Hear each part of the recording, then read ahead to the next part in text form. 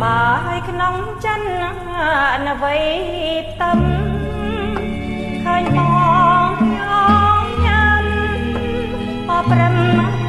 ដូចកា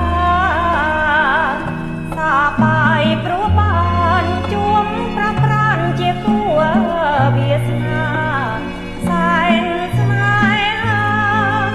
ចិនដាអក្រៃទួងក្រឬខ្សន់អត់ក្របធន់ក៏គុំតែអូនត្រៀមខ្លួនចាំថ្លៃអូនសូមតែប្រ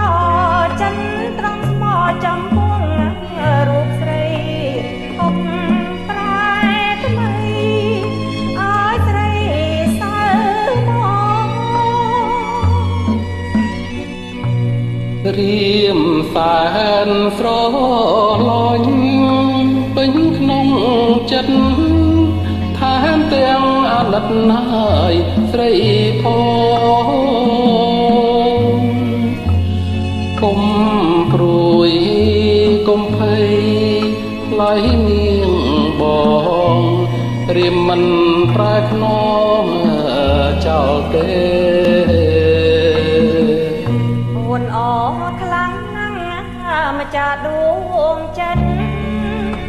ទួងខ្សែជីវិតក៏មិនណាគិតដែរសូមបងរក្សាតែស្មាឲ្យបានខិនទេឲ្យស្គាល់តែរងស្នេហ៍អូនំ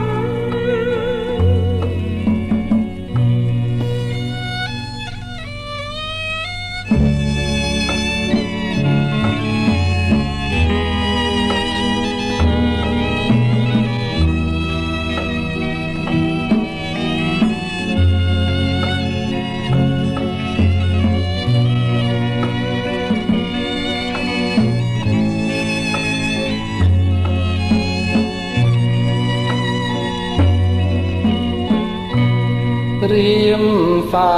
នស្រឡាញ់ពេញក្នុងចិត្ត